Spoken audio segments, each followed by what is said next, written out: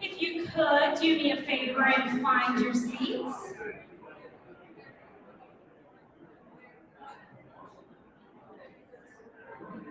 I'm hoping that everyone had an opportunity to visit the Riding with a Brand motor coach, take some photos. I do want to make one quick correction in terms of the competition for the $100 gift card to Amazon. You must post the photo, share why you are a realtor, and you have to have 2 hashtags. So Riding with a Brand and hashtag Colorado Realtors. Adela reminded me, Colorado Realtors, don't forget to have that one. That's how she tracks it for us. So we are going to get started with our afternoon session. We are now embarking on our Attainable Housing panel. But before we do that, I also want to remind you that this evening we are going to have our RPAC reception that starts at 4 o'clock. If you have not already purchased tickets, you can purchase a ticket at the door. It's $50, and that's going to include a drink ticket and light appetizers. And we want to just invite you to come out, network with some of our RPAC major investors, explore what it looks like to invest in RPAC, and then you can also make your contribution for RPAC at that time. So, without further ado, I would like to introduce our moderator for today's panel, Ms. Kelly Moya, and she's been a realtor since 1991 in Boulder and Brookfield counties, and she is a media spokesperson for the Colorado Association of Realtors. She is also an expert in the local real estate market, statistics, and trends. She's a fabulous spokesperson. I think she also has a cameo, or I have a cameo in a CAR commercial together. So Kelly, I would like to invite you to come on up and lead our panel this afternoon. Thank you. First time I've seen you. I think I'm on here. Thank you so much. Oh my gosh, she's amazing. Thanks, guys. I'm so happy to be here. In addition to being a realtor, like the rest of you, I am honored to be a media spokesperson for the Colorado Association of Realtors, and so really a spokesperson for all of you as well. And that means that we track all the stats and the data and make sure it comes out to you every single month, make sure it's as accurate as it can be, and then when the media needs information about the market, we are here to help them, give them accurate data and everything that they need. So that is what we're here for. It's, I don't know if you've noticed in the last, say, month or two, but in the last month or two, in the last year or two, that the news, they don't typically quote Case Shiller anymore, or Zillow, or other entities that aren't realtors. And that's because of the research committee that CAR has created on your behalf, so that we can make sure that they get accurate data and that they're actually hearing from us, from realtors, boots on the ground, realtors who are actually doing the work. And it's working out really, really well, and I'm very excited to be part of it. If you look on the map, the stars represent spokespeople that are highly trained throughout the state of Colorado through CAR and our training program. So we have spokespeople all over the place who are ready to answer questions to the media and make sure that data is disseminated to you all so that you have all the accurate information. They're all over. I think we have a bunch of them here today. If you're a spokesperson, stand up for me. I know I saw Sunny. Who else? I can't see. It's kind of bright. Hi, there she is. Who else do we have? Anyone else who's come home from lunch yet? Okay. Well, awesome. Thank you so much for being here. And thank you for being the spokesperson, because what that means is that we are here to give the realtor voice to media and consumers and other realtors to help make sure that we're giving information accurately about our market data every single year. So, pretty cool program, actually. Okay, 2022. What happened with this year? It was crazy. What we're going to do today is we're going to look back for a minute, and then we're going to look forward and see where we think 2023 is going to go. And then we're going to figure out what we do about this affordability issue that is probably one of our top issues in Colorado. And when we look back at 2022, I think of this as the year of the pivot. That word always comes to mind because we were cruising right along from January to say April. I mean, cruising along, I shouldn't say that. We were racing along. Or we couldn't even get a showing, let alone get something under contract. We wrote 7, 8, 9, 10, 11 offers for every buyer before they actually got it. It was exhausting, but that's the path that we were on. And then in about April and May, everything changed. The interest rates went up in 1 week from 4 to 5%, and all of a sudden bidding wars were gone. Houses weren't selling in a weekend, and we had to pivot. It makes me think of my 1970s jeans that I'm super into right now. The ABBA song that was playing earlier really fit into them, but when these go out of style, which will be like 5 months from now, or 3 months from now, I will pivot back into my skinny jeans because that's what we do. That's what last year was like. That's how quickly things moved last year. And I also think that we had a little bit of buyer's action too. So interest rates went up and the buyers said, wait, I think we're gonna hold off a little bit. Inventory was really low, there wasn't a lot to choose from. And I think people were also pretty tired of the last 18 to 24 months before that. So 2022 was a roller coaster ride, that is for sure. And when we look at the new listings that were on the market, what we're doing is we're comparing Metro Denver and statewide, and you're gonna see in every single graph we have, they actually pre-follow each other. There's not a lot of differences between the state and the front range at this point in time. You'll see the listings just come down and down and down over the last 3 years. Now, of course, you have seasonality in December, right? People don't tend to list their homes in December unless they really want to sell. But if you look, we're comparing December to December to December, we went all the way down to 1,600 listings in the month of December, which is like almost nothing. So these were sellers who really needed to sell, who were listed in December, and not many more than that. And I think people just didn't want to leave their interest rate. Rates were 7%, 7.5%. So as you know, the inventory was extremely low and lower than we really ever seen before. If you look back historically, and what we're trying to figure out is over the last 10 years, how did we get here? What happened to make this a pretty unaffordable place to live? And so what we're looking back at is in the last 10 years, historically, you can see this is year over year. This is nothing new to all of you. You experience it every year. Listings start low, then they move up in the spring and summer. Then they come down again in December. But look at the very, very end of 2022. Our listings went lower than we've ever had them since CAR started recording them. So inventory was a serious issue. We're not kidding here when we say it went extremely low.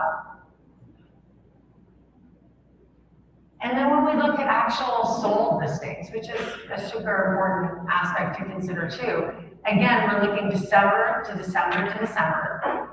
And you can see how many fewer houses we actually sold from 2020 to 2021 to 2022. And you can see that the peaks are in the summer, and we'll show you that here. You can see right here, the peaks are in the summer, and that's nothing to be surprised about. But this graph really shows the seasonal nature of our market. That December 2022, once again, if you look at the arrow, was as low as 2015. So it kind of gives you a real sense as to why maybe things were slower last fall. I mean, I don't know about you guys, but were you done with your Christmas shopping by December 6th and presents wrapped and everything ready to go because you thought you'd have to show houses on Christmas Eve and then nothing happened? It was just quiet. It was just really quiet. We had sellers who didn't want to sell because they didn't want to take a price lower than their neighbor down the street who sold in April. We had sellers who didn't want to sell because they didn't want to take on a new interest rate that would be significantly higher than what they already had. And we have buyers who said, I know it seems like a good time to buy, but I'm just not okay with it. I'm just gonna wait. And so nothing happened. We were kind of at a point of being stuck, truly. So when we look at days on the market, days on the market is always an interesting way of telling where the market is, right? And so when you look at it statistically, let's see what it says up here specifically. The days on the market increased 62% from, say, a couple Decembers ago. We went from 25 days on the market in 2020 to 47 days on the market. So, but let's think about that realistically. Is that 47 days on the market? That's not that bad. I mean, that's not, so take this with a grain of salt. Yes, our days on the market went up. Yes, it took longer to sell homes.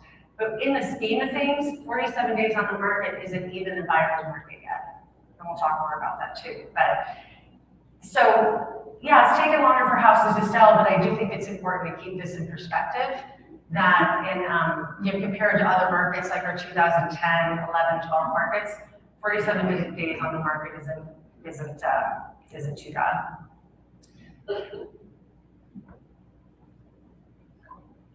I think this graph is interesting because when we look at a historical look again going back 10 years, days on the market and where we went. So from 2010, we were at 153 days on the market. Do you remember those times? When you showed like 20 houses on a Saturday and then they were all still there on Tuesday. And so then you took your clients back and showed them the 15 that were their favorites the following weekend and so on and so forth. That's what that time looked like, right? Then we get to April, May of 2022, and we're literally at like 11 days on the market here. We're like 11 to 15 days on average on the market. So you can see where we've trekked. And this, you guys, is just, the idea is to show you a picture of in the last 10 years, how we got to where we are from an affordability perspective. It's graphs like this that give you a sense of how different our market has become, and that maybe we forgot how long it really took to sell a house back in 2010.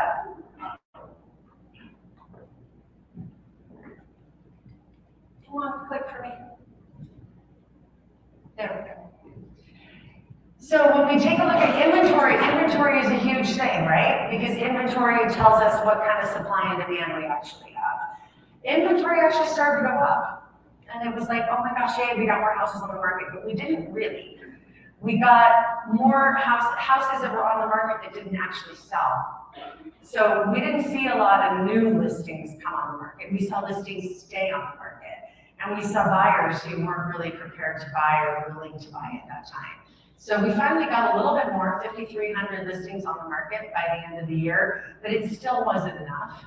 And we still had buyers who were just waiting on the sidelines, waiting for interest rates to go down. Do you have those buyers right now who are still kind of like, I think I'm gonna wait. I'm gonna see. That is what's causing these numbers to move up a little bit. Consumer confidence is key, isn't it? And taking a look at a historical look, again, opening at 10 years, active listings, can you believe this? Look at this number. In 2010, I don't know how many of you were in real estate, but I'm guessing a bunch in 2010. We had 45,000 houses. That's just single family homes. I'm not even counting the townhomes and condos at 14,000, right, on the market. In February of 2022, we had 4,100. Huge difference. Huge difference to you and your buyers and the prices and the days on the market. That's a massive difference. So when we wonder, how did we get so expensive? How did we get so unaffordable? This is how we did over this amount of time, over the last 10 years. And if you look at, I think this is super interesting because you know, just like I do, that when you saw the interest rates go up last year, and then up, and then up, and then up, and they just never stopped. And your buyers started freaking out and renting because they couldn't afford to buy anymore. If you look at specifically, look at the little circle on the left, that completely correlates the number of active listings on the market with when the interest rates went up last year. It is a direct correlation. Interest rates go up and everything slows down. That's the point, right? So interest rates, the reason they raised them was to slow consumer spending. Well, that's exactly what it did. So our graphs and charts and stats all make sense. That's exactly what happened. The median price. So this is one thing that I think is interesting, and I think it's important that as realtors, we all know, because as realtors, we are supposed to help our clients figure out how to price their homes or what to offer on a house. So basically, by the end of last year, whatever happened in the middle, at the end, we eked out 0.5% of appreciation in our median single-family home prices. Basically the same as 2021. December 2021 is basically the same. I'll tell you that number if you can't see it. I think it's like 575 goes to 578. Basically the same. Statewide, almost exactly the same too. So if you're listing a house right now, or if you were in the last couple weeks, you almost want to look at comps in December or November of 2021, because that's where we ended up by the end of the year. We went up and up for the first 4 or 5 months, and then we came down after the interest rates changed. So it is amazing how much that affected us. But I think we can officially say we all ended up, so that's good. I mean, we don't have to say by how much. You can see right here, again, pulling it out 10 years, right? The historical data. We had, honestly, when I saw this slide, I thought, is this possible? And I've been a realtor 32 years, so I was definitely around, but I don't remember single family homes being under $200,000, and that was the median price. I think I just blocked that out of my head. That's incredible, that's awesome, that actually happened. And then we hit about 600,000 in April of 22 for the median home price. So you can see what happened. So when you're wondering, why are we so expensive? That's why. So one of the things that we offer at the Colorado Association of Realtors is this affordability index. And affordability index, I don't know why it tends to be slightly confusing, but it doesn't need to be. It's basically how much a person who's making a typical income for the area, how much can they afford? And then can they afford to buy a house that's of the median sales price? So that's what the affordable index is. The higher the number, the more affordable the location is, the more affordable the real estate is. So as you can see, we're just focusing on December, metro, and statewide. We were more affordable in 2020, less in 2021, and even less in 2022. It's just more expensive to live here. The wages are not keeping up with our market and what our single family median home prices are. And then now you add the interest rates to it, and it gets even harder to afford to buy a house. So thus, here's our affordability problem. And we watch this index every month. And at least since I have been a spokesperson, I've never seen that number change. It just keeps going down and down. It has never gone up. So we're just getting less and less and less affordable is what that truly means. So just to give you kind of a feel, our metro area has an affordability index of 46. And what that means is that the median household income was only 46% of what is needed to qualify for a median home price. So is that half the people? About a little less than half the people who live here make enough money to buy a house here. That's basically what that means. Take it out 10 years, I think the graph kind of speaks for itself, right? I mean, that's where we were. Housing affordability in 2011 and 2012, buyer's market, it was crazy, 45,000 houses on the market, right? Average price of $200,000, that's what that looked like. Now you can see where we are at the bottom. So as prices go up, obviously affordability goes down. And here is this graph could not be more clear, right? So as prices have gone up over the last 10 years, the affordable index goes down. So we have a problem. We have a problem here. We have a great place to live, and we have a place where everybody wants to be. But weren't we just hearing this morning about how people aren't coming here so much anymore? And that's okay. That's a normal potential cycle of the way things go. But they're likely not coming here because it's too expensive to live here. And it's an issue that we have, and we have a beautiful quality of life here, but it is not one that is easily attainable by most people. And that is an issue. And it's an issue that the Colorado Association of Realtors, we put out a survey to all of our members, and when we got the survey back, it was the number one thing that our members were concerned about was affordability, which that's the reason why we're having this program today. And we have incredible speakers telling us how they're gonna fix it. You guys are gonna fix it, right? Like totally fix it, yeah. So this is how we got here. We just talked about a whole bunch of stats to show that we are here, right? And I think you can feel it, you know it, you see it. We got here because builders have not been able to keep up with demand. They had labor shortages, construction material shortages, supply chain shortages. Now, I think supply chains have been overused a little bit, but still I think they have that. And all of those things contributed to not having enough new houses on the market. Then we had condos. Construction defects litigation was a big challenge and kept builders from building condos in our area. And condos tend to be more affordable. So that hurts people when they're trying to get into the market. That's been a big challenge for us too.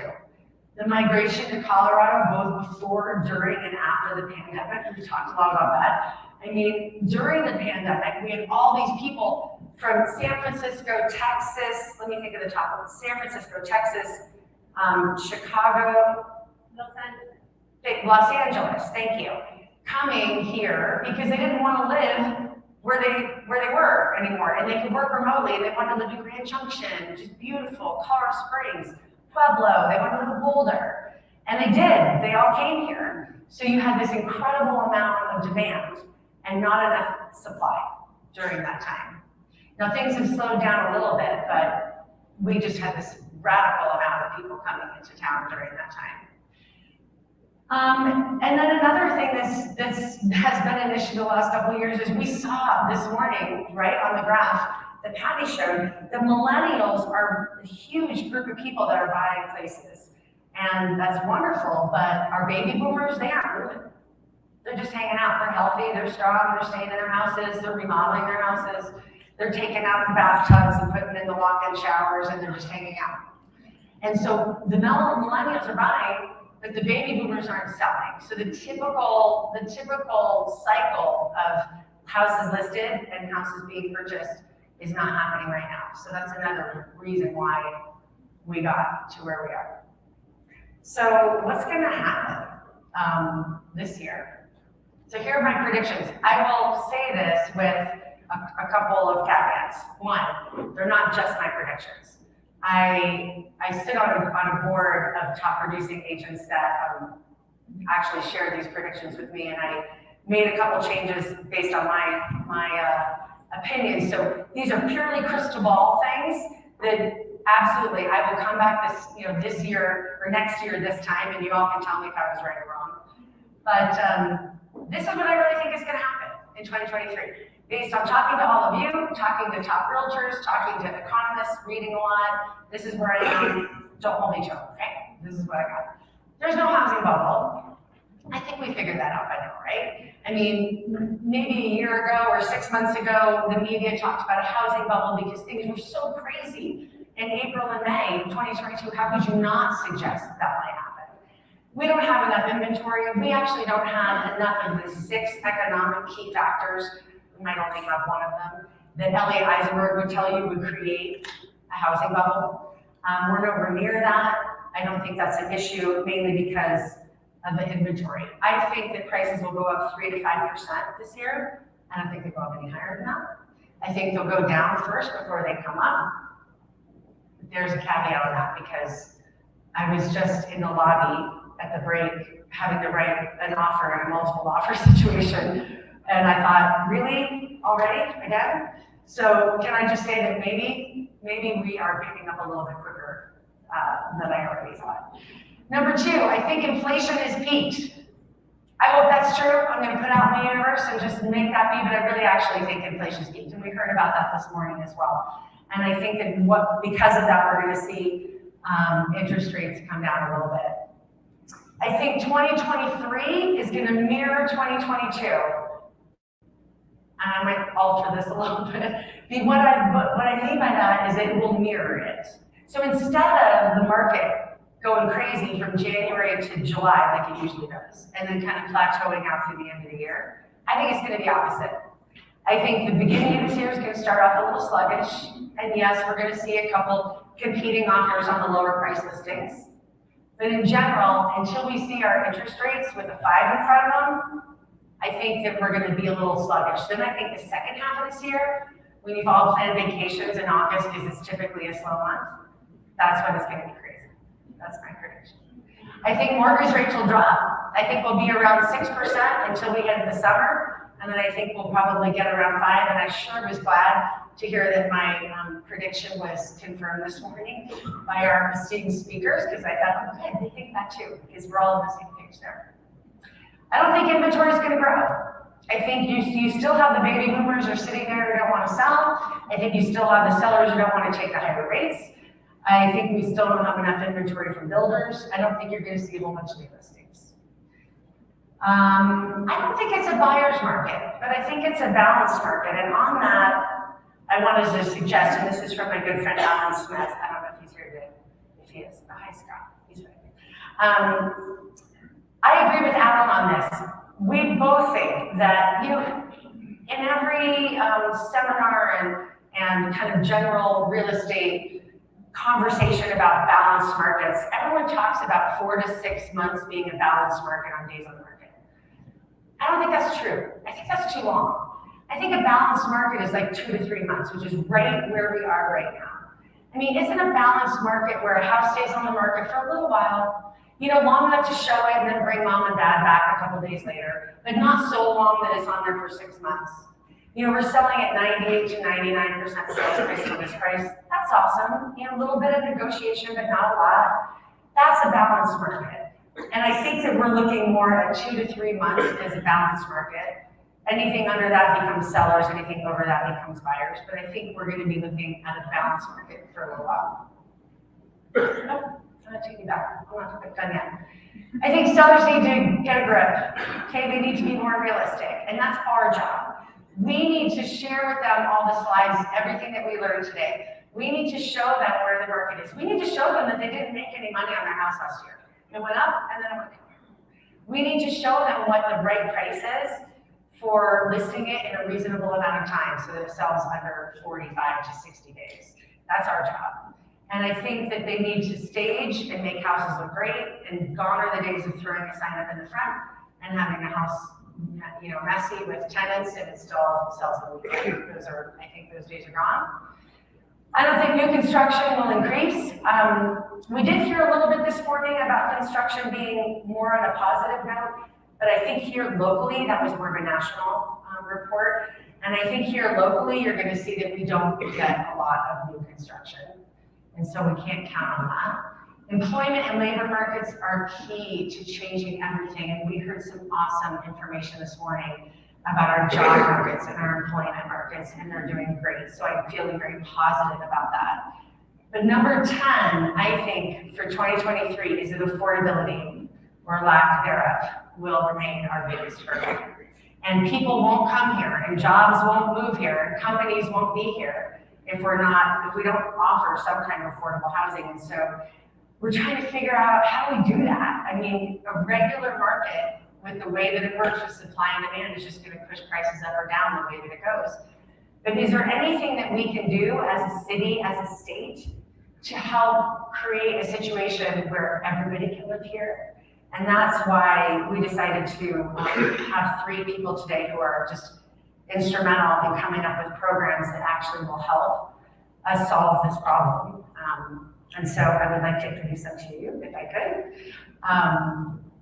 Come on up, you guys. Paige, you're first.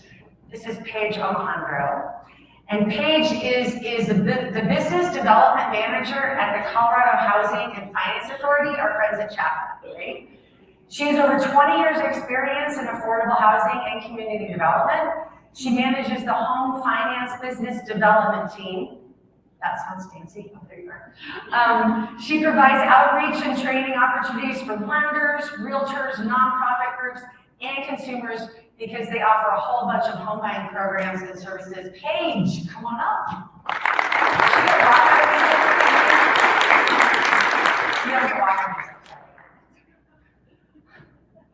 Okay, Mitch, come on up. Let me introduce Mitch. Mitch is the 1271 Program Manager in the Division of Local Government with the Department of Affairs, also known as DOLA, right? DOLA. The 1271 program was created for the purpose of offering grant money and other forms of state assistance to local governments to promote innovative solutions to develop affordable housing. Come on up, Mitch.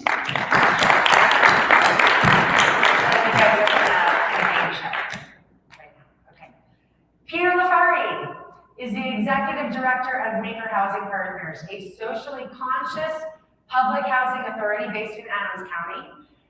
His role as Executive Director, he and his team provide individuals and families with access to affordable housing, support programs, and they engage in the community development process. Thank you. So these guys are going to fix the problem that I just, explained and created. And no, just kidding, but they actually really do have some pretty unbelievable things that they're working on that we're really excited about. So Paige, it's all you.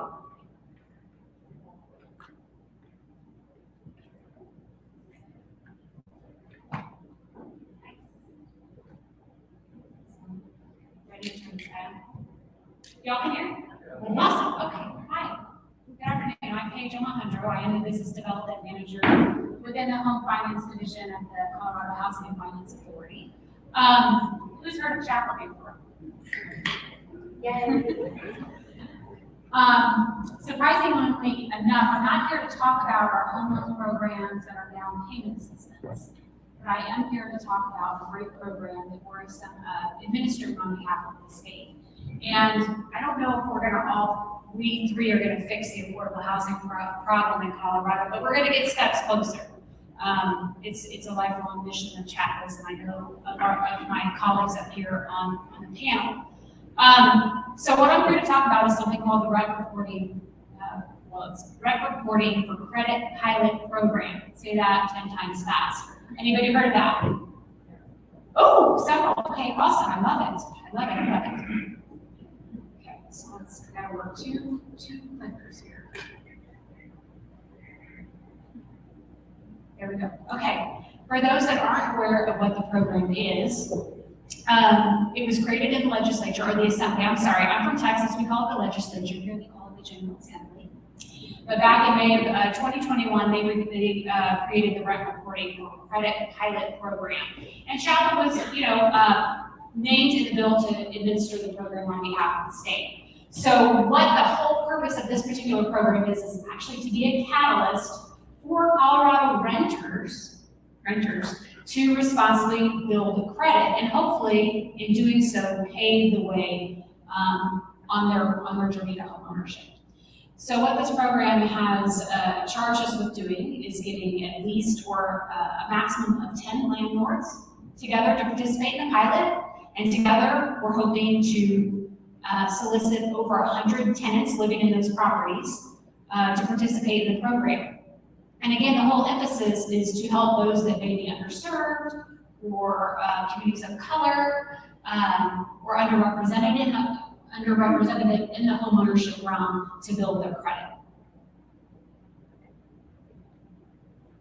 So green button page, green button, that's it. Okay, so Chapel was charged with administering the program, but we were allowed to hire an administrator or a vendor to help us carry out the program, and we did that when we chose RentTrack, also known as SELF. You may have seen a few commercials for self-help here. But they're helping us, and what they are responsible for is predominantly the heavy lifting of the program. So they provide a method in which landlords can submit rental payments to them, and then RentTrack can report those rental payments to the 3 credit bureaus. They're also responsible for recruiting, training, and onboarding all of the lenders that participate in the program, and then soliciting feedback from those landlords as we carry out the program. And in order, green button, get it one of these days. And in order for a landlord to participate in the program, they have to have under their management ownership at least 10 units. Obviously be located here in the state of Colorado. And once they sign up to be a participating landlord, they have to do so for a minimum of 14 months. They also have to be able to provide this program to all of the tenants living in those properties free of charge. And then they have to, of course, guarantee that they can deliver the information on those rental payments to RentTrack, and then respond to any data requests that we have as we carry out the program. Now, in order for a tenant to participate in the program, obviously they have to live in one of the properties that is managed by one of the participating landlords. And prior to their rents being reported, we also were making them go through a financial focused webinar, which teaches them kind of what is credit, what's the importance of credit, how to build credit, how to maintain credit, and what happens when maybe blemishes might appear on your credit report.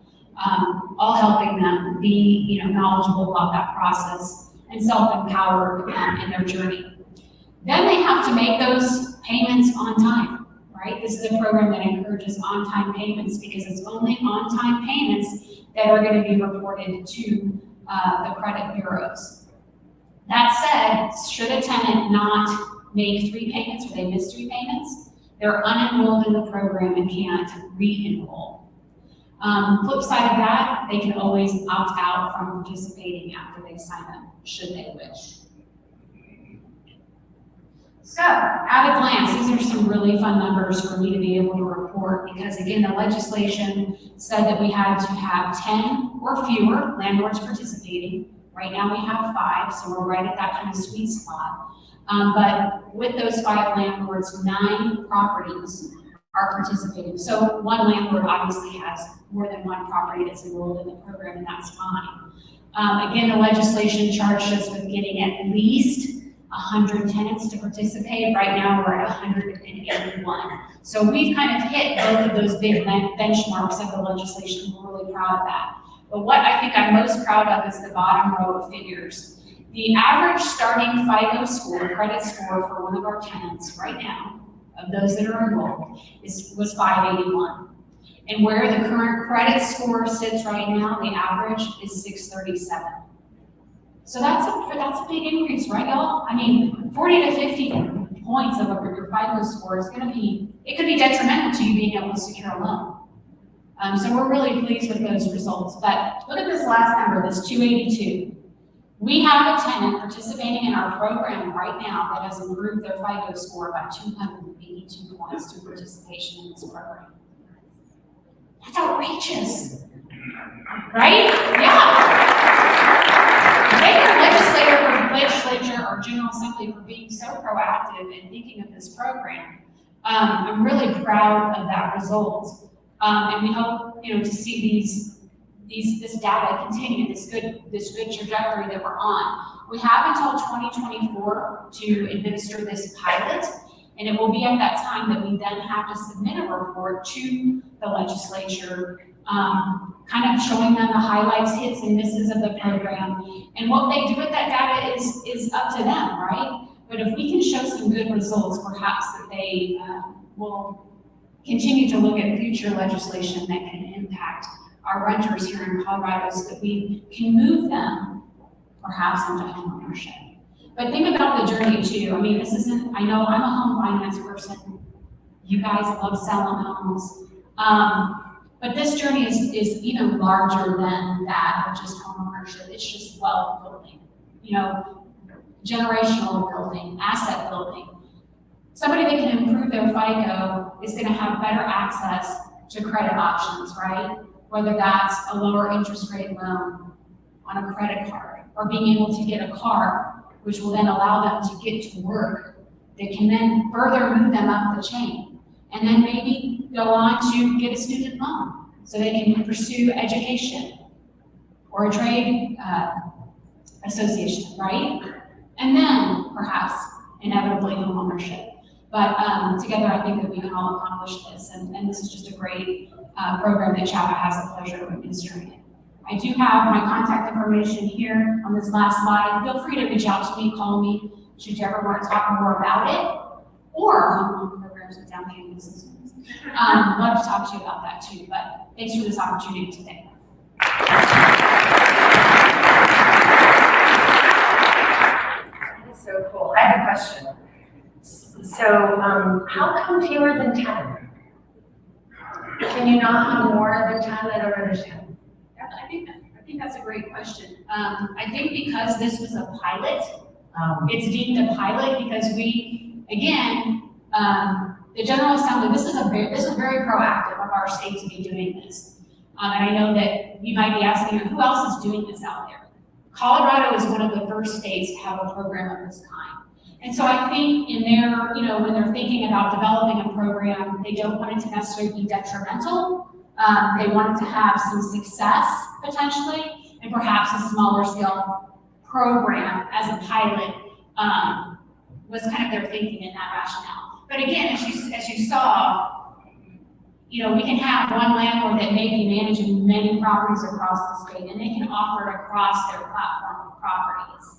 So we could have more than, the 9 properties that we have. But I think it's just kind of just to see how it goes. It's a sample. It's a sample, and that's another reason why I'm already preemptive questions here. Why we only report on-time payments. Again, because it's a pilot, they were very thoughtful in the legislation. They didn't want to do harm, right? And by having maybe late payments or missed payments then negatively impact credit, they wanted to see how positive payments first impacted their FICOs and how they were. So I think that's rational. That's amazing. Thank you so much, Paige. That's awesome. And if you think about all the people who are renting and don't have the credit to buy, and this is allowing them the opportunity, so that's awesome. Thank you. Mitch, you're up.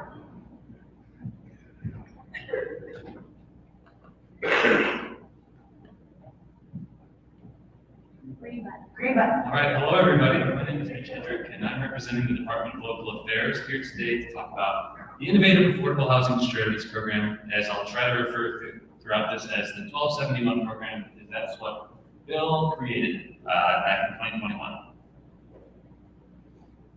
Okay, so I'm hoping to talk a little bit about the program overview first, then a little bit of a status update, knowing that the program really started in 2021 and is set to sunset in 2024, knowing that there may be some other similar programs following it afterward.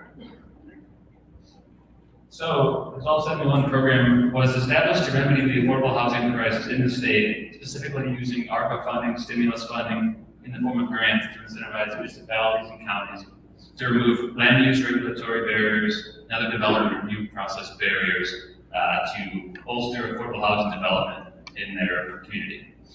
And to clarify, only local governments are eligible for this funding.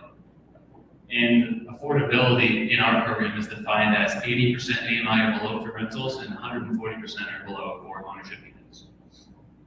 The program at the top of the screen is the Incentives Grant Program, which is one of 2 sub-grant programs in the umbrella of the program. And the Incentives Grant Program is the larger of the 2 in terms of funding available. There's nearly $38 million in funding to distribute around the state in 2 funding rounds. And the flexible funds can help pay for things like acquisition of the site, property acquisition, existing unit and deed restriction purchases, construction, infrastructure, various fees. The development of a modular housing factory is one of our unique projects, and among other things. So we're currently in the final stage of review for the second and final round of funding, hoping to make decisions in March or April, which will then result in units in development taking place in spring through next year and beyond. The Planning Grant Program is a separate program and smaller in funding, with about $7 million to award to local governments and grants for basically helping them understand their housing needs and to address those needs through code audits, housing needs assessments, action plans, and then actual adjustments to the code. So, critical component of both of these programs is the qualifying land use strategies, which I'll show on the next slide. Basically, if communities are to be eligible for incentives grant funding, they have to show that they've done some good land use work locally, as it's an incentive program. And the planning grant program was created, one, with the purpose to actually help get communities to that place so they can adopt those important land use and other housing policies. Okay, I'll try not to spend too much time on this slide as it's kind of lengthy, and I'll get to some of the more interesting pieces about these strategies a bit later. But I do want to caveat, as I mentioned earlier, that while our funds for the planning grant aim to help communities adopt or implement one or more of these strategies, they also do housing needs assessments, action plans, and code audits to help them understand which of these strategies actually make sense for them, given their local context. So as you can see on the screen, the strategies are pretty wide-ranging, starting with the development of a program to promote the use of vacant publicly owned property for affordable housing development, subsidizing local government fees, expediting the review process, to establishing a density bonus program or promoting sub-metering to encourage lower costs for residents, all the way down to permitting middle multifamily by right, so duplex, triplex, things like that in single-family districts, a lot of affordable housing units by right, accessory dwelling units, and so on. So those are kind of the core of the program, and we've been working since 2021 to help communities get to that stage and determine which of these make sense for them. So sorry for the yellow. This is a lot more yellow than I thought it would be. But this map highlights the first round of funding the Incentives Grant Program, where 14 awards were made to communities around the state. The small black circles are the municipalities, and the one blue county, Summit County, is the county that received Incentives Grant funds. So of these 14 awards, approximately $19 million was provided to these communities, with more than 1,000 units being possible as a result, or at least the communities do not have to go through a more expensive or a loan, so they're getting grant funding with a small match to make these units possible. And as you can see, there's a second round, and this program is popular given its small match request, which is 20% of the overall sub-project cost. So think of our unit, our dollars for the grant funds is 80% of a project, and the other funds being closer to 20%, so making that 100%. The second round, we received 54 letters of intent around the state requesting $93 million, all while the program has about $19 million left to award. So we've got a process ahead of us to try to work with our colleagues and partners at Jaffa, Division of Housing, and others to really make these projects feasible, given the over-requested funds. This next slide is a bit rudimentary, but it does highlight what is possible with the funds. And you can see that anything from off-site improvements to on-site childcare. One of our applicants is pursuing childcare in their development in a small mountain town to promote access and, again, affordability for residents, all the way from solar renewable to actually just building the units, or as I mentioned in Boulder, which is now, as of a couple days ago, a bit more controversial, that they are using grant funds to build a modular housing factory to essentially help replace an aging mobile home park in the community. And the factory will actually also be used as an educational facility through Habitat and the school district to help provide jobs and education to folks in Boulder. Okay, so this is the planning grant map. This program is a bit more far-reaching just given the size of the grants. The incentives grant, the awards can range anywhere from $500,000 to $3 million, where the planning grant basically goes anywhere between $50,000 and $200,000 to help these communities understand their needs and then go through the implementation process. So the blue counties are ones that are participating in a planning grant, and the black dots are the municipalities. And we've awarded over 62 awards in this program, which is about $5.5 million worth of planning work, which is a lot of planning work. And collectively, if you look at the previous slide of the qualifying strategies, these communities are pursuing 300 or more of those qualifying strategies.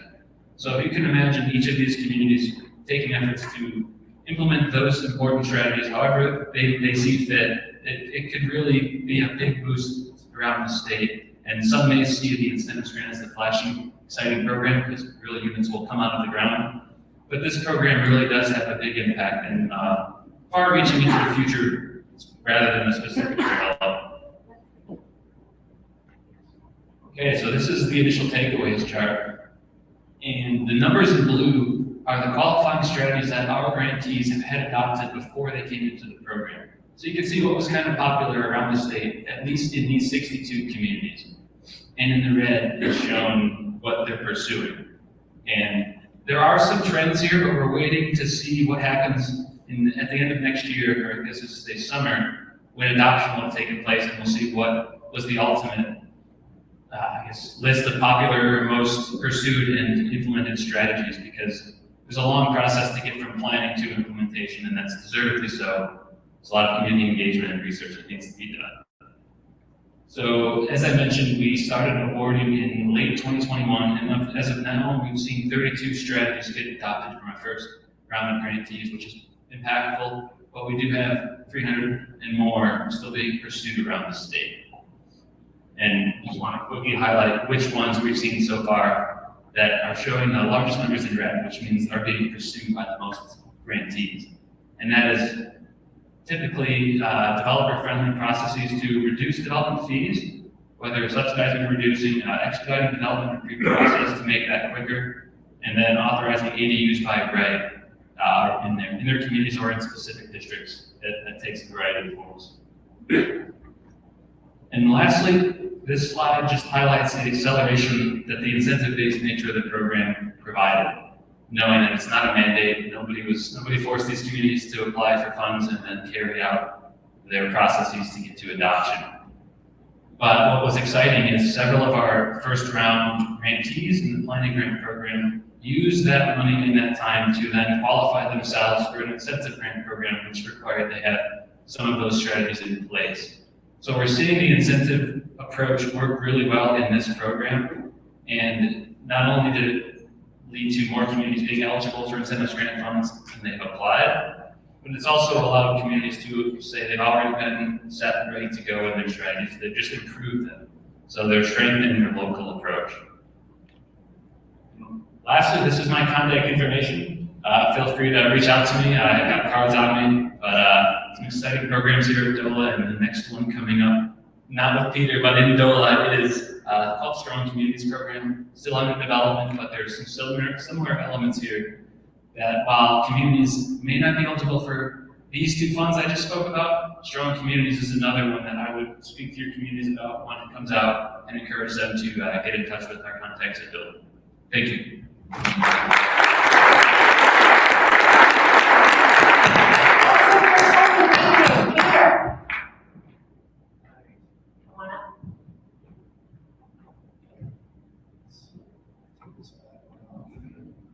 right, how's everybody doing?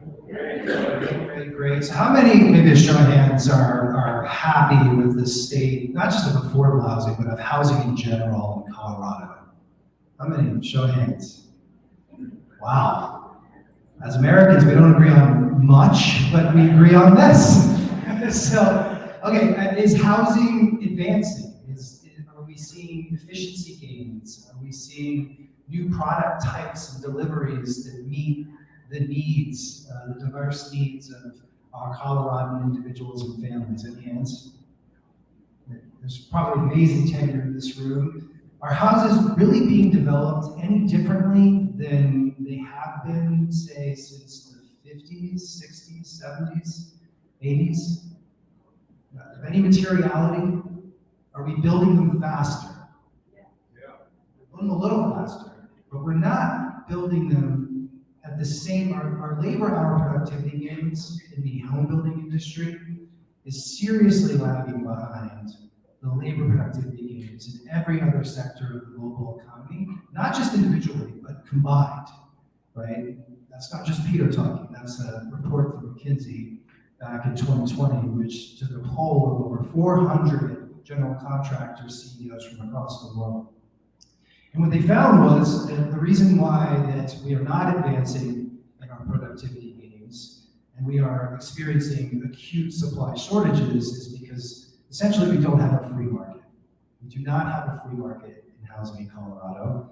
We do not have a free market in housing in America. We're actually acting more like the Europeans, believe it or not, right? And I get that, if you're like me, that gets your blood up a bit because I'm prideful for the flag behind me.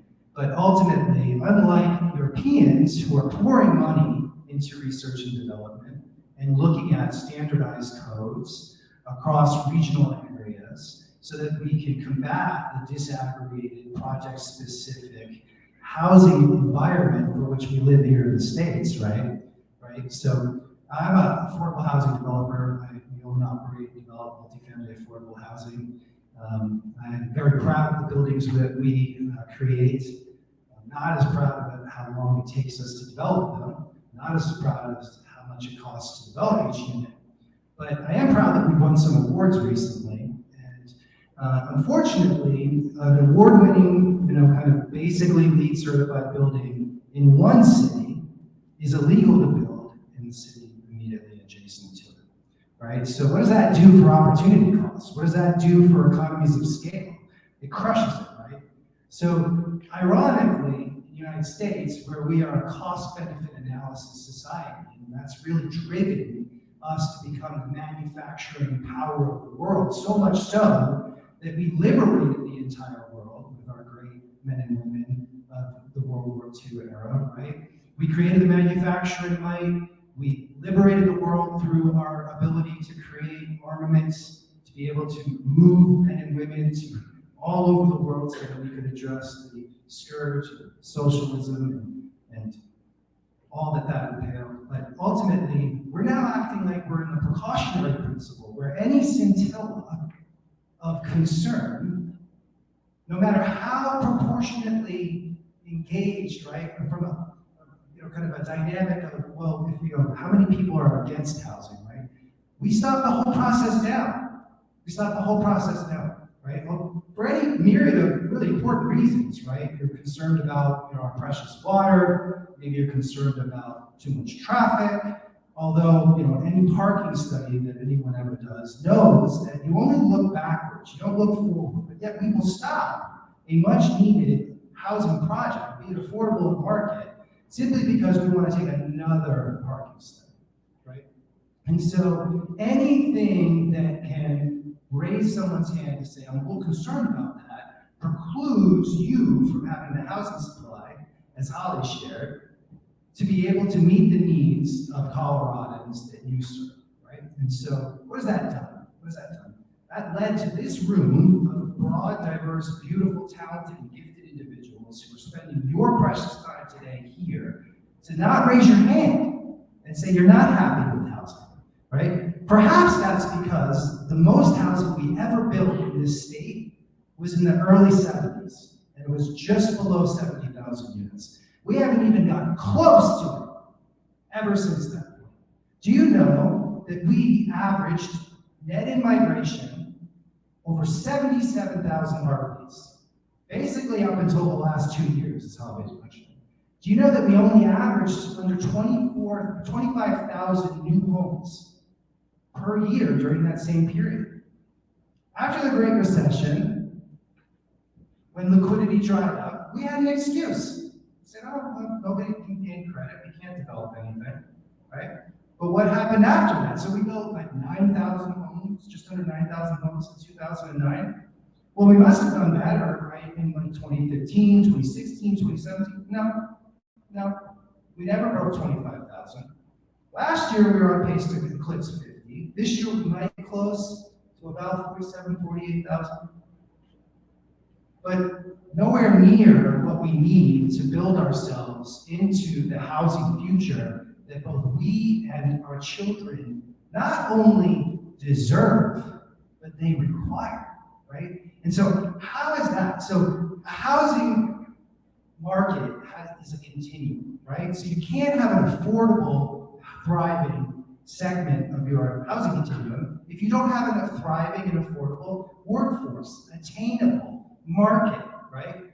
All of those key elements need to be working in unison. I have good friends at the HBA, I have good friends here. And what I say is my development process is no different than your market redevelopment process, except for the way I build my capital stack, right? So when I develop affordable housing, I have to suppress my debt because I'm suppressing the residual land value because I refuse to service that debt based off of the rents that I charge those that I serve, right? So I have to bring to the table about 70% of the project's equity so that I can keep a debt load low, right? It's usually flipped, right? Because my cost of capital, I can't support that as high as my friends in the market. But once we get our pro forma together and we move into the housing entitlement battlefield that is modern America housing entitlement, and Colorado is no different with that, we are experiencing the same brutal, non-logical, fear-based dynamic, right? Because for whatever reason, I don't like saying NIMBYs. I don't like saying NIMBYs because binary constructs by nature are toxic, but we have become anemic to approving the housing supply we require to thrive. Doesn't matter if it's affordable, doesn't matter if it's market, we don't like housing. So, in response to that, we We have Proposition 123. Green, right?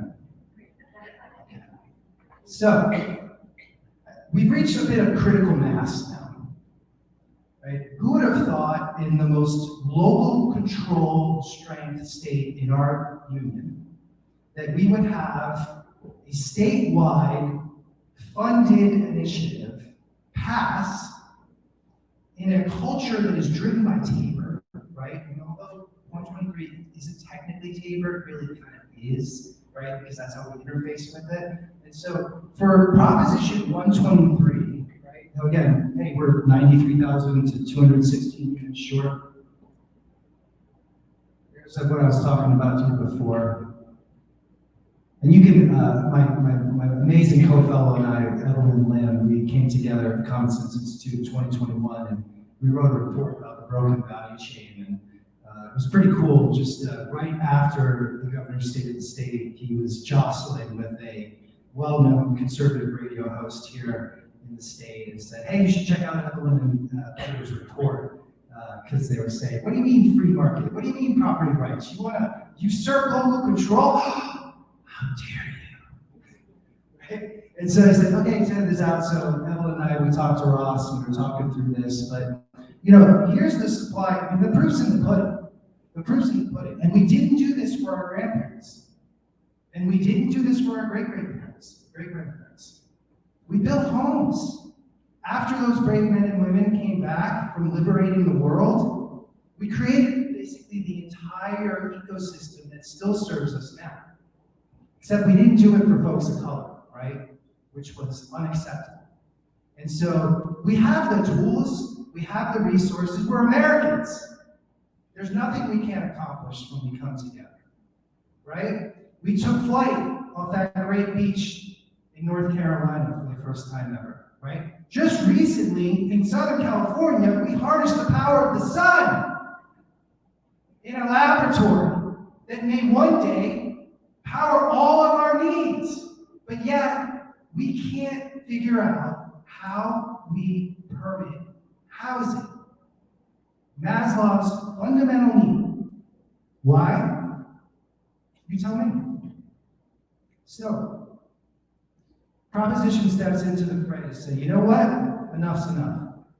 And we voted for it. It's a winner takes all construct, right? Doesn't matter if you have 51%, or if you have 55 or 60, it passed, right? But because we're Coloradans, we decided that we're going to make it voluntary for local governments to opt in, setting up the uncomfortable reality that you may have voted for Proposition 123, but you do not get to benefit from the fruit of its labors.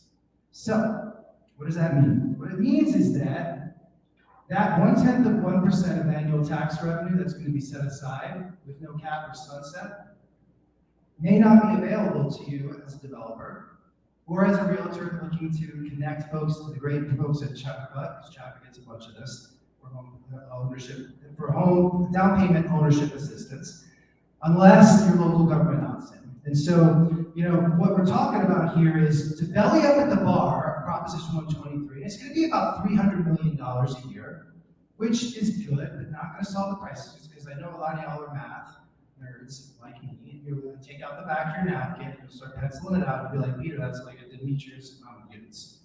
It's true, but Proposition is the virus in the machine meant to disrupt the status quo, right? So what it's saying is if you're going to opt into the measure of local government or unincorporated county, the price of admission is a 3% growth requirement set off the baseline of your existing affordable housing, not just subsidized units, all types of housing that is considered affordable within your jurisdiction as pulled from the American Community Survey.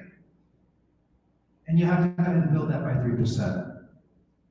Also, most likely the most significant pain point of the measure is delivering that 90-day fast-track approval policy. Right now, a completed development application in the city of Denver, right, about a year, maybe, if you're lucky. They're making some changes, but essentially a year. So that's a pretty big move for most local governments, but there's flexibility there, so it's not quite as dark as that might be making it out to seem. But ultimately, the wonky stuff of this is that the measure defines 60% affordable at 60% of the area median to renters and 100% of area median income for those for homeownership. It does allow this interesting thing called income averaging, where essentially projects that are funded by the measure can have up to 50% of its units at market, as long as the total unit count, when you evaluate the individual's incomes, does not exceed 90% of the area median. Okay. Why is the money gray and how is it flexible to be used? Because basically, any interest you have, it has a source for you, right? So land banking, traditionally a tool used by local governments in blighted and suppressed real estate markets. This is in the inverse. This is really meant to allow to create patient capital for both local governments and mission-minded nonprofits to be able to pull down dirt, right?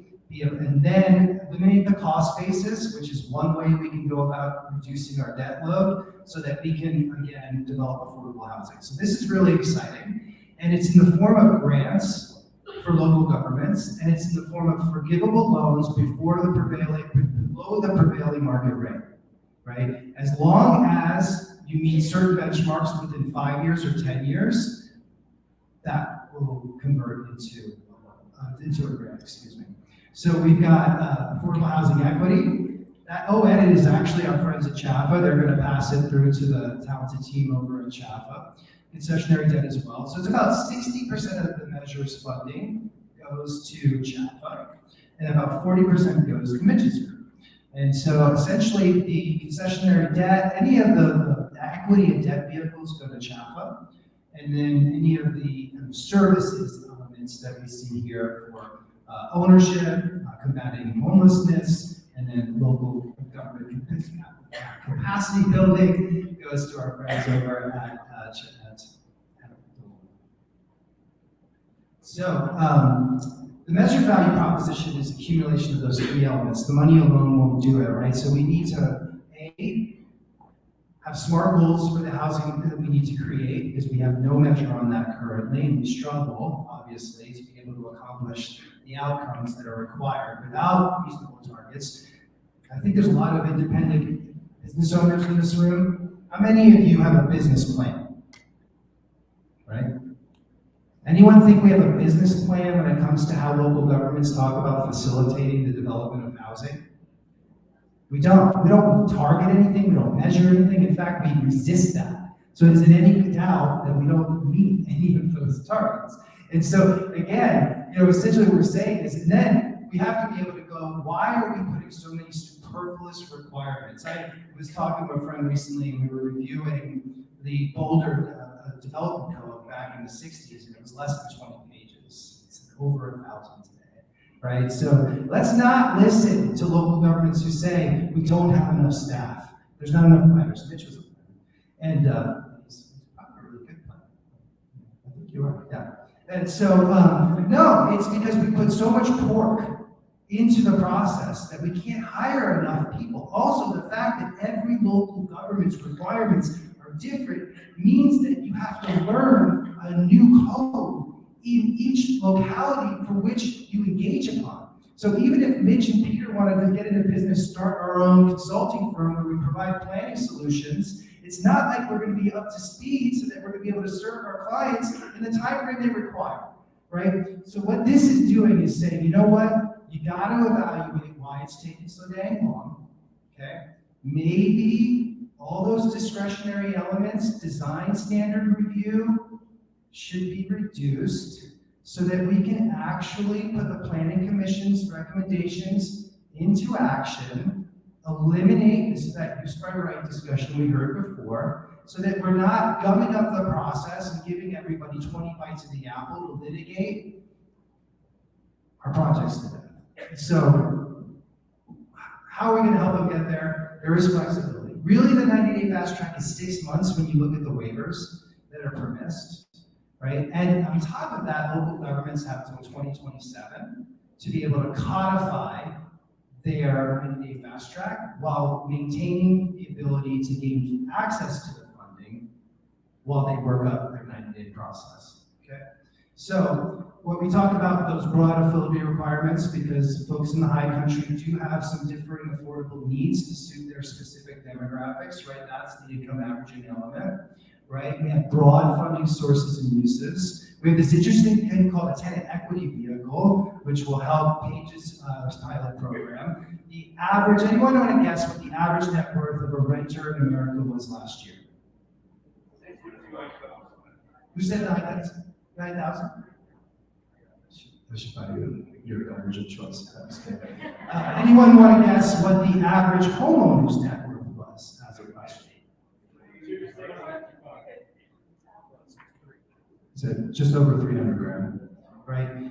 Obviously, that's the power. That's why y'all are in this work, right? And that's why we love the ability to own a home in this country. But essentially, renters are getting crushed. They have no wiggle room. I think many folks have heard the statistic that most Americans can't afford more than one unforeseen event costing them $400 or more, right? That's what we're talking about renters, right? We're talking about renters. And so this tenant equity vehicle is super cool. Tenant equity vehicles traditionally exist in this country as very non-scaled, mom-and-pop, good renter incentive behaviors. Go ahead, you sweep your vestibule, you pay your rent on time, we're going to take maybe 1/2 or 1% of your rent per month and put it into an escrow, and should you need it because your car breaks down, we'll go ahead and give it to you. That's not what this tenant equity vehicle is about. It's actually revolutionary, and I adore it. So what it is it's either going to say the blended required rate of return that the administrators underwrite their equity and debt investments in. If they exceed them by a certain percentage, the administrator is permitted to then give that back to those that rent in those units in the form of A, supporting homeownership purchasing, or B, perhaps a direct cash transfer, kind of like an annual dividend, right? So now we're not creating a class of renters who are forever out of the reach of being able to move into homeownership. We're actually starting to share some equity and creating stability within our renter demographic, which is quite revolutionary and interesting. And then we're going to help local governments figure out how to stand.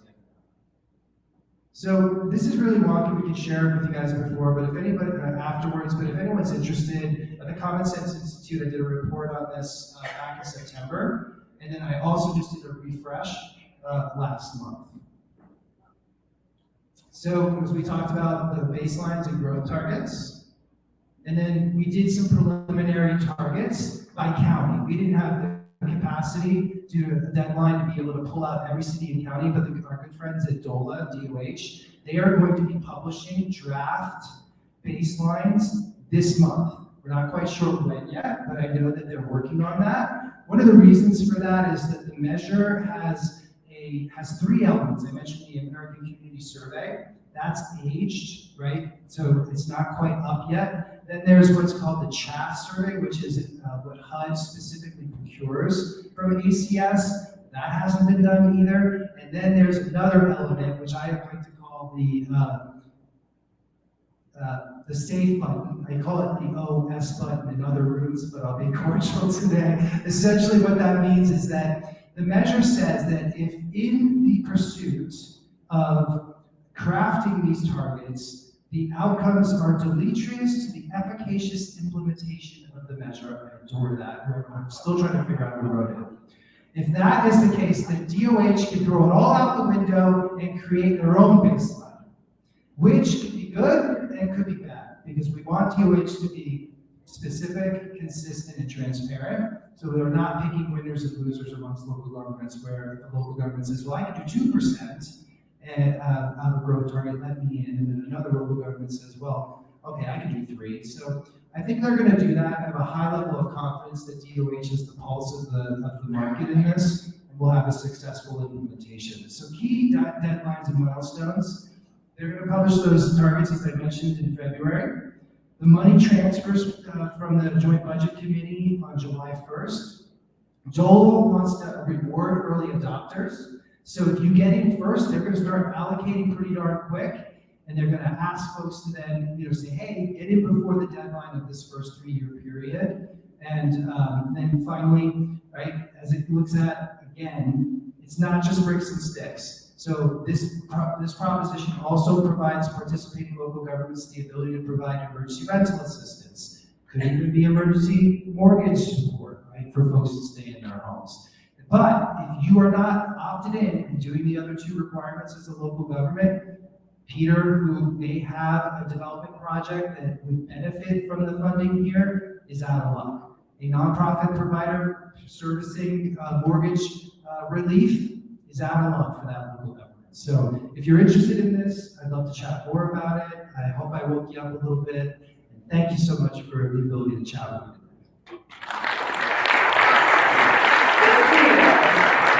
Okay, I have a quick question for you on Prop 123. So I know it passed, but am I correct in that local governments have to then go apply for it? Like, it's not automatically there, right? Tell us how that works. Can you all hear me? Okay. Yeah, so you have to first opt in, right? So you have to first say, okay, here's our 3% baseline, here's how we're contemplating getting to the 90-day, and then DOH accepts you. Okay. And then developers, local governments, so like Maker, we can apply for some of that land banking fund. Okay. We can apply for some of the conditionary debt to round off our capital stack to address what's happening in the commodity markets, labor markets that are keeping us from perhaps penciling a project otherwise. Okay. Right? So as realtors, I mean, is there anything that we can do to help wherever we are from, Pueblo, Colorado Springs, Boulder, to opt in to, what can we do to be a part of that? You know, I would imagine that some folks in this room have served in local government or on committees of local government. Maybe don't like exactly what I said, maybe do like exactly what I said, but ultimately you can lobby your local government to opt in. Some interesting things, Aurora, just a public study session recently gave the green light to say to their staff, go ahead and pursue the opting process. We're supporting you. We're not going to officially say we're opting in until later, but they've said, go ahead, staff, commence with the confidence that you're not going to do a bunch of work, we're just going to say, what are you doing? So those types of things. Engage. If there's elements within the measure that you enjoy. The other thing is that we have three major employment and housing centers in the Front Range with very egregious growth caps. Right? And so, like in Golden, they're only going to permit 88 new housing units in the entire 2023. Right? 400 units is the average in Golden. And so, that's going to be difficult as you interface with this measure. So if that is concerning to you, you can engage with them. Also, there is very real threats that concern Coloradans, and we should value their opinions, and I different opinion, but they may mobilize in response to this to drive new anti-growth ordinances. And so we have to be cautious as to, again, we're very concerned about new housing development. This is meant to solve that, and there will be response that could be deleterious to what folks in this room desire to see happen. Okay, thank you so much. Lots of options, lots of solutions. I love seeing all of you working on all this, and I love learning about it before we got here today. If you have some specific questions, we don't really have time for kind of an open question and answer session, but I believe everybody's provided their information to you, so we can reach out to them directly. Is that okay? If people have questions or need to reach you, so please feel free to do that. And thank you so much for your time today and helping us understand how we're going to fix this issue, which we really appreciate. So let's take a look at what happens next. Kyle Kovacs is a realtor with Kovacs Real Estate School in New Jersey, and Kyle is coming up next. As an investor and principal of Kovacs Multifamily, he has invested $5 million of personal equity made from real estate deals for more than 2,000 multifamily units. Kyle was one of NAR's 30 under 30 and NAR's White Hand Advisory Board. So Kyle, come on up if it's time, or do we wait till 3 o'clock, guys? Do we take a little break? We have a break. Everyone's like, I have to go to the bathroom. Do we break? Okay, take a break. Come on up at 3, and thank you so much, you guys.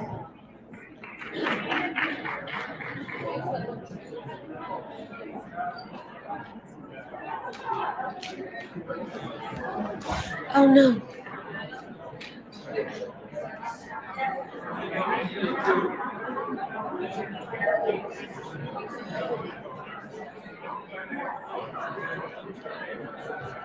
We'll be back at 3.